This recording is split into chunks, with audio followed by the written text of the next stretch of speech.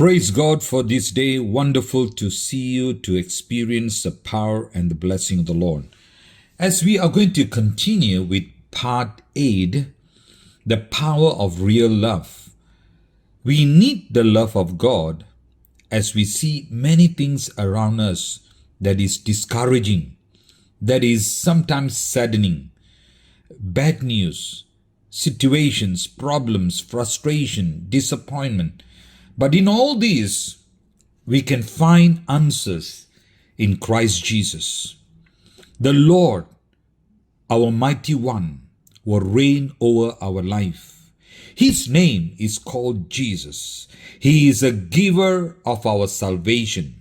He is a giver of our peace. He is a giver of our joy. He is the Lord that will come and bless us and keep us in the perfect peace. You know, when you talk about the love, the power of real love, the world's love is different. The world's love is equivalent. Give in order to get it. We must give love in order to get it. But God's love is different. God's love is equivalent to freely given without any kind of reservation. And that is a kind of love that we are talking to you today. Not the world's love. It says it gives order to get it, but is freely given by the Lord. That is the love that I'm talking to you. Matthew chapter 11, verse 28 says, He says, "Come to me, all you who are weary and burdened, I will give you rest." You know, God is speaking to us. You know, at this time, at this moment, God is actually speaking to us. He says, "Come to me, all those are weary, all those are with burden." He says, "Come to me, I will give you rest." God's love is such, He says, "You come to me and I will refresh you. You come to me, I will heal you.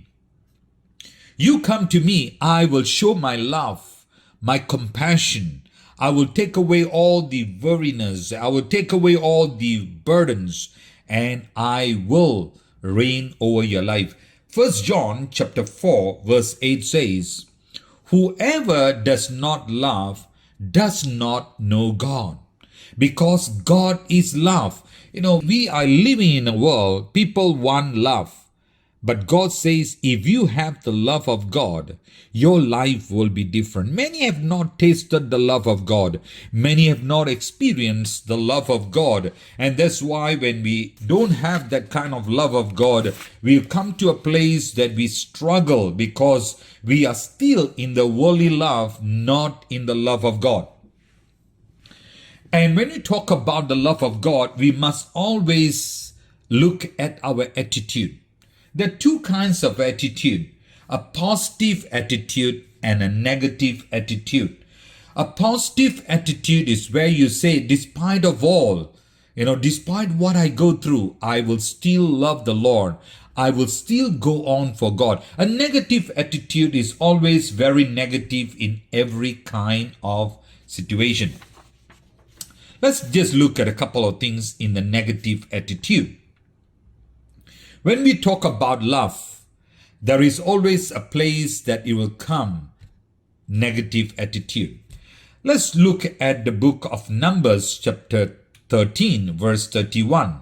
Numbers chapter 13 verse 31. It talks about, before they enter the Canaan land, God was telling, "I'm going to bring you to the promised land that is flowing with milk and honey. I'm going to take you to the land that is going to be flourishing, God's purpose, God's will, God's station, where there is going to be light and power and the glory of God."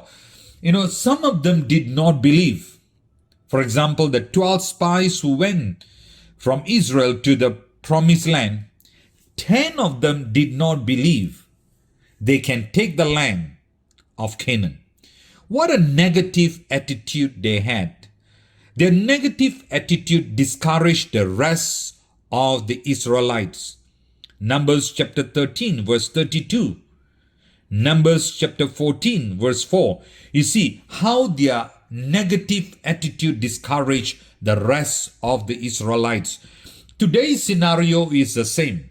We can all talk, but when you come to the nitty-gritty of certain things, we always seems to have some people with wrong attitude, negative attitude, that they can influence people and discourage the rest of them from moving forward into the will and into the purpose of God. You see, these people began to complain and rebel against God. You see, when a person is having negative attitude, then the fruit is always complaining and rebelling against God. And it's very sad to see these people never progress into the very greatness and the goodness of the Lord, and they stop there. Negative attitude is something that always stop the blessing of God. And these people, when they begin to rebel and complain, they prompt not to believe in God. They put them into a place not believing in God, but to believe on themselves. Result, many died in the wilderness. The result is many died in the wilderness. When negative attitude are allowed to develop, we stop believing in God and we believe in ourselves. Number 2, we stop trying to do what God wants us to do. And this is a big issue today. We try to do what we want to do. We never really listen to God's instruction, what God wanted us to do. And these are the people that will always discourage all those around them. We fail to reach our goals God has placed before us. And this is very, very sad. When we talk about people with love, people who says, I want the love of God. When they develop this negative attitude, they go into a wrong tangent where they don't see the victory of God. That's why today, when you have the wrong attitude, you will develop criticism, you will develop bitterness, you will develop anger, you will develop complaining and murmuring, and all these things will begin to merge in your life. My friends, today, let the real love of God, let the power of real love come into your life, that God will heal and God will deliver. God will heal and God will deliver. As we learn about the negative attitude, we are also going to learn about the positive attitude that you and I need to have. But before I go on to the positive things, let's just do a search in our life.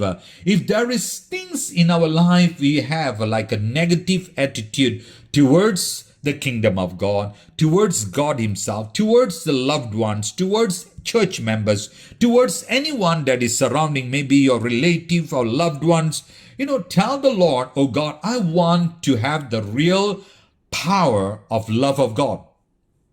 I want the power of real love.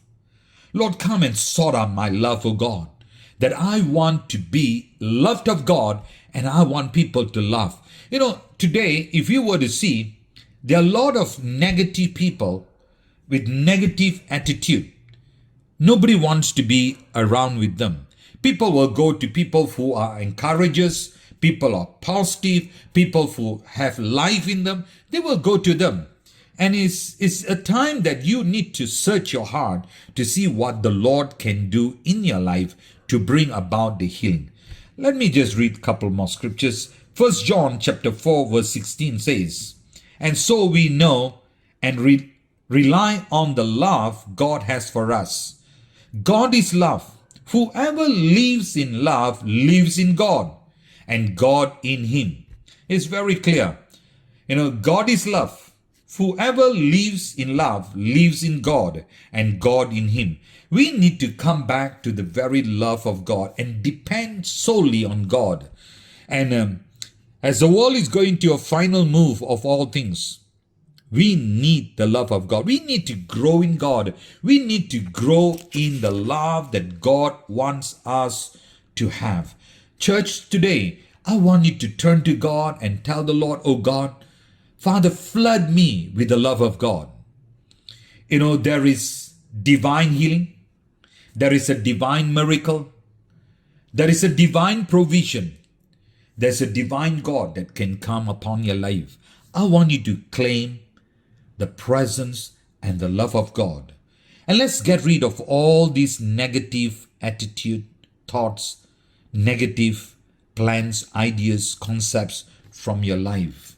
And ask the Lord to heal you, that you will become a person who's loved by God and having the love of God flourishing in your life.